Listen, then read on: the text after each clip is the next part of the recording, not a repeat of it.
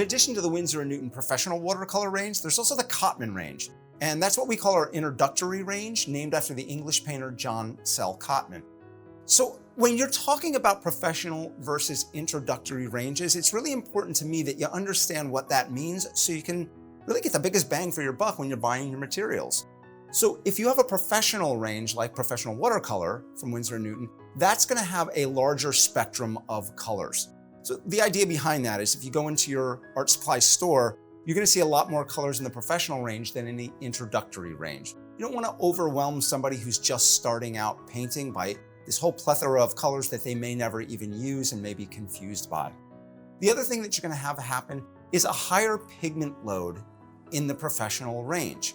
So when we say that, pigment's the expensive part of your paint, one of the expensive components. So when you have that higher pigment load to give you stronger colors in the professional range, it's going to cost a bit more. So one of the ways to save some money in the introductory range and make it more affordable for you is to lessen that pigment load a bit. And then the third big thing that comes into play is genuine versus hue colors. So you may have a genuine color like cadmium or cobalt in the professional range, and you might have a less expensive alternative called a cadmium hue or a cobalt hue. So let's take a look. We've got in the professional range, Rose Madder Genuine. Again, this is an iconic color in the range, so I'm going to put out a little bit of that. And then in the Cotman range, I'm going to put out Rose Madder Hue. So a lot of times when people hear the name hue, they mistakenly think that, oh, that's inferior, that's not good. No, the quality is still a very, very high quality. Again, less of a pigment load. So let's take, you can even see here, if we look, we can even see there's a more intense mass tone, that color straight from the tube in the Rose Madder Genuine. So let's wet that. And we'll really load up our brush and just pull that down. What we call like a drawdown wash. And I want to clean off really, really well. Anytime you're testing colors like this, make sure you clean off from that last color. And then we just do the same thing with Rose Madder Hue. It's still a beautiful color, but you can see it's not quite as intense. And again, if you're trying to make sure that you're working within a budget and who isn't, that may be perfectly fine for you.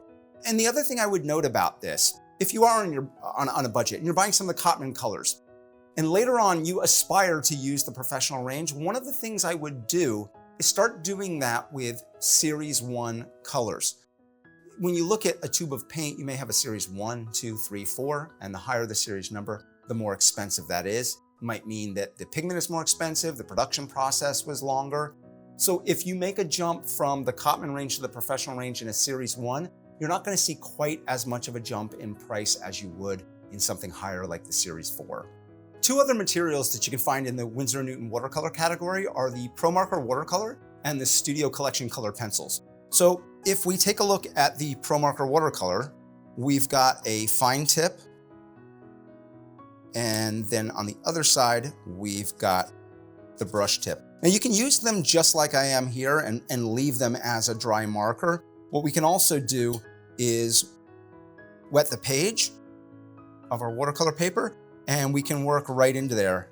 And you can see how beautifully that water disperses. Now, if you are making a mark like this right now on the paper first without it being wet, you want to go into it right away to spread that out. Once it sinks into the paper quite a bit, that can be hard to spread around. So you want to think about doing that right away. And then if we take a look at the Studio Collection color pencil, again, these are great. We can use them dry, just like this, little sketches in your sketchbook on the go. And then we can take some water and we can work those together. And actually, it's nice that that just happened. We can use the two together as well. And one of the things I like to do is you can see this little image I have of a place called Bash Bish Falls. So this was done with watercolor and gouache. And then the lines of the branches here, areas around the rocks and down in the foliage, that was all done with the watercolor pencil, but I just left it dry.